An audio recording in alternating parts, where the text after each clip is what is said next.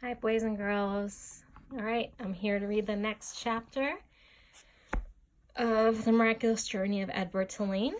We're on to chapter 23. And what do you guys think? Was chapter 22 all about, like, was it more of a dream after Edward got knocked out? Is it maybe his afterlife? I don't know, because if we look closely at this, it almost looks as if somebody's patching up Edward. So let's see what happens. Exceedingly well made, said the man who was running a warm cloth over Edward's face. A work of art, I would say. A surpassingly, unbelievably dirty work of art. But art nonetheless. And dirt can be dealt with, just as your broken head has been dealt with. Edward looked into the eyes of the man. Ah, there you are, the man said. I could see that you were listening now. Your head was broken. I fixed it.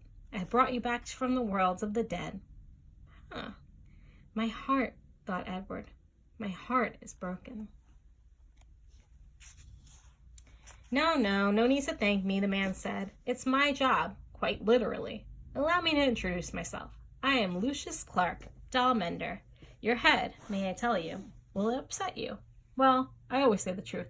Must be met head on. No pun intended. Your head, young sir, was in 21 pieces. Oh my. 21 pieces, Edward repeated mindlessly. Lucius Clark nodded. 21, he said. All modesty aside, I must admit that a lesser doll mender without my skills, might not have been able to rescue you. But let's not speak of what might have been. Let us speak instead of what is. You are whole.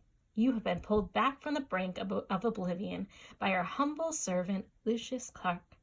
And here Lucius Clark put his hand on his chest and bowed deeply over Edward. This was quite a speech to wake up to, and Edward lay on his back trying to absorb it. He was on a wooden table. He was in a room with sunshine pouring in from high windows. His head apparently had been in 21 pieces, and now was put back together into one. He was not wearing a red suit. In fact, he had no clothes on at all. He was naked again, and he did not have wings. And then he remembered Bryce, the diner, Niels swinging him through the air. Bryce. You're wondering perhaps about your young friend, said Lucius, the one with the continually running nose. Yes, he brought you here, weeping, begging for my assistance. Put him together again, he said. Put him back together. I told him, I said, young sir, I am a businessman. I can put your rabbit back together again for a price. The question is, can you pay this price? He could not. Of course he could not. He said that he could not. I told him then that he had two options, only two. The first option being that he seek assistance elsewhere. Option 2 was that I would fix you to the best of my considerable abilities, and then you would become mine. He's no longer, but mine. Here Lucius fell silent. He nodded, agreeing with himself. Two options only, he said, and your friend chose option 2. He gave you up so you could be healed. Extraordinary, really. Bryce, thought Edward. Lucius Clark clapped his hands together. But no worries, my friend, no worries. I fully intend to keep you up my end of the bargain. I will restore you to what I perceive to be your former glory. You shall have rabbit fur ears and a rabbit fur tail. Your whiskers will be repaired and replaced, your eyes repainted to a bright and stunning blue.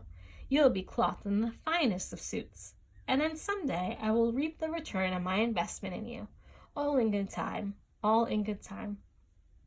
In the doll business, we have a saying. There is real time and there is doll time. You, my fine friend, have entered doll time.